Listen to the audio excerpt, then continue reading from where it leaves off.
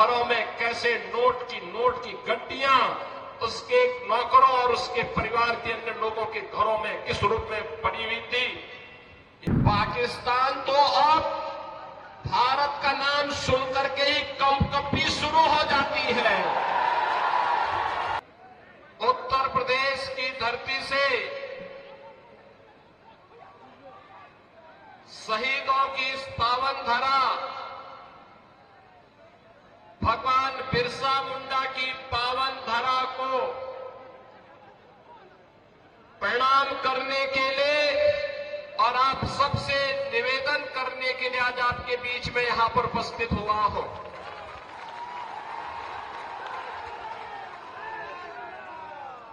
दीपावली का पर्व आपने भी बड़े उल्लास के साथ संपन्न किया है और आज से छठ महापर्व का भी आयोजन प्रारंभ होने जा रहा है। आप सबको मैं छठ की हृदय से बधाई देता हूं और छठी माई आप सबके जीवन में खुशहाली लाए, इसकी भी प्रार्थना करता हूं। बहनों और भाइयों, आपने अभी पिछले दिनों हरियाणा विधानसभा के चुनाव के परिणाम को देखा होगा। हरियाणा के चुनाव के पहले सभी लोग क्या बोलते थे और जब चुनाव के परिणाम आए तो अकेले भारतीय जनता पार्टी 2/3 से अधिक सीट जीती और कांग्रेस धराशायी हो गई। हरियाणा के लोगों से जब पत्रकारों ने पूछा कि चुनाव के पहले तो लगता था कि कांग्रेस और उसके सहयोगी जीतेंगे, ये कैसे हुआ, तो हरियाणा की जनता ने कहा कि विकास, सुरक्षा, सुव्यवस्था और सुशासन के लिए डबल इंजन आवश्यक है और मोदी जी के नेतृत्व में अगर डबल इंजन की सरकार चले तो इस सोने में सुहागा है। इसलिए हरियाणा की जनता ने निर्णय लेकर के फिर से भारतीय जनता पार्टी को विजयी बनाया है। बहनों और भाइयों, हमारा ये झारखंड एकोडर्मा प्राकृतिक संसाधनों से भरपूर है। धरती आबा भगवान बिरसा मुंडा की पावन धरा है, शहीदों की धरा है। देश की आजादी के लिए अकेले कोडरमा से एक नहीं, 4 हुतात्माओं ने अपना बलिदान दे करके इस देश को ब्रिटिश हुकूमत से मुक्त करने के लिए अपना योगदान दिया था। लेकिन आज क्या हो रहा है झारखंड में, मैं देख रहा था।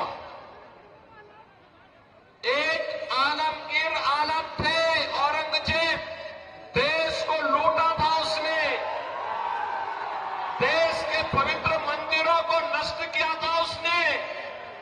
और दूसरा, झारखंड मुक्ति मोर्चा का भी तो एक मंत्री था आलमगीर, जो यहां लूट करके जिसके घरों में नोटों की गड्डियां के गरीबों के झारखंड वासियों का पैसा उसके घरों में कैसे नोट की गड्डियां उसके नौकरों और उसके परिवार के अन्य लोगों के घरों में किस रूप में पड़ी हुई थी।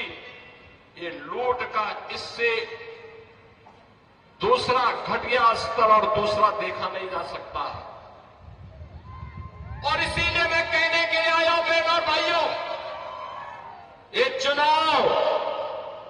चुनाव उसी विकास के नाम पर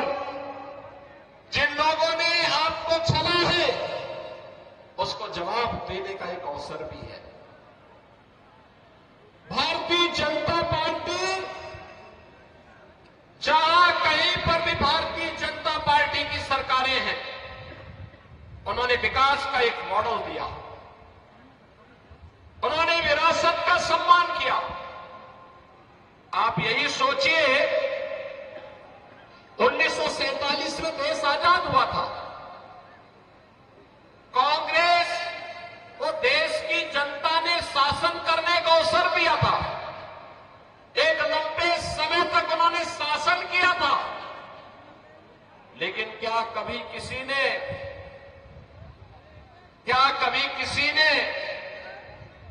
गरीबों के लिए ईमानदारी से कोई योजना चलाई?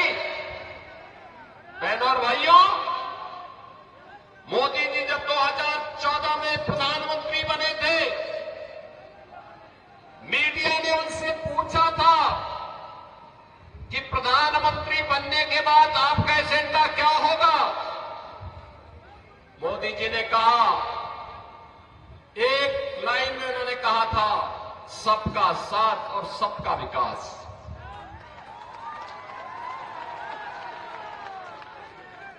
जाति, मत और मजहब के आधार पर नहीं, क्षेत्र और भाषा के आधार पर नहीं, बल्कि हर गांव का विकास होगा, हर नगर का विकास होगा, गरीब, किसान, नौजवान, महिलाएं, इन सब का विकास होगा। देश की सुरक्षा के साथ कोई भी समझौता नहीं होगा।